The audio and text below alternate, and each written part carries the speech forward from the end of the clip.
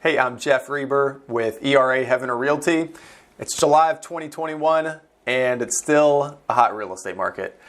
And we've been in a hot real estate market for quite some time now. So we've learned a few things, both myself as an agent and us as an office. And I thought I'd share quickly a few tips on being a buyer in 2021.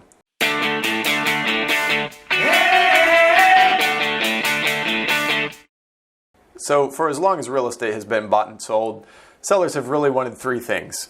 One, they want the best price. Two, they want the fewest number of headaches. And three, they want both of those first two things on their timeline. So as a buyer in a seller's market, let's think about how you can best construct an offer that gets the deal done. Okay, let's talk about our first issue, the highest price. So ideally for a seller, if they have a number of different offers, their highest price is also a cash offer.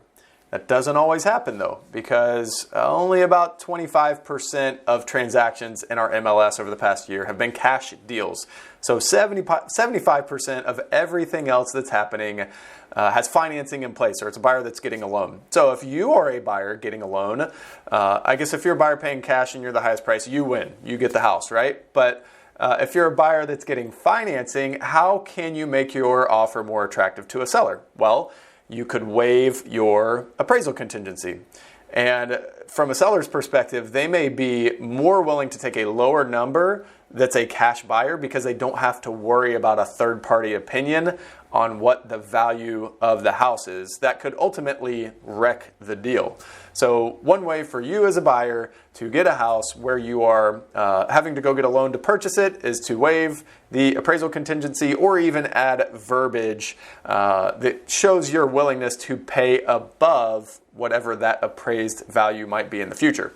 Now, I'm not suggesting that you should do these things. I'm just giving ideas and lending some thought on how a seller's mind works whenever they're getting offers, in the door at an exhausting rate. So that's thought number one around how to make the highest price or to make your offer feel like the highest price is the best deal for the seller.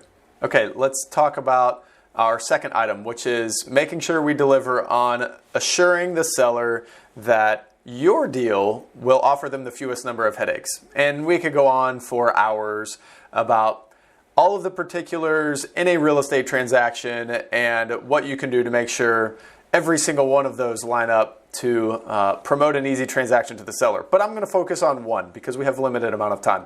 And that is the inspection and inspection contingency. So most sellers that I talk to as they're putting their home on the market are concerned that a buyer will unnecessarily and not in line with the findings from the home inspection just ask for a bunch of things to be done simply for the purpose of asking, not because they really need to be done. So finding a way to convince a seller that you're not going to do that prior to the inspection is part of making your offer the best possible deal for the seller. And I'm not saying you should waive your inspection contingency because I never love that idea, but I have seen that in today's market, and that's one way to go about doing that. Again, not suggesting it, but just, observing what's happening in the marketplace. There are certainly other ways to go about it. I just wanted to make mention of that one. Now we'll move on to the third item. Okay, last but not least. So the seller wants these first two things accomplished on their timeline. And the timeline could be as simple as they want to close on a particular date, but I'm thinking more around the stresses and hassle of moving and having to do that when you're kind of waiting on a number of different things to align to arrive at a closing date and then to move and have that all line up on that exact date. What some sellers really appreciate, and again, not suggesting this, but I've seen it and it's effective, is giving them a few days or a little bit of time after closing to move out. It kind of takes the pressure off of, am I going to get my money from the sale of this house before I have to move? Again, not ideal, and I would never suggest this were it not, to a buyer that is, were it not the craziest seller's market we've seen in, 15 years, maybe ever.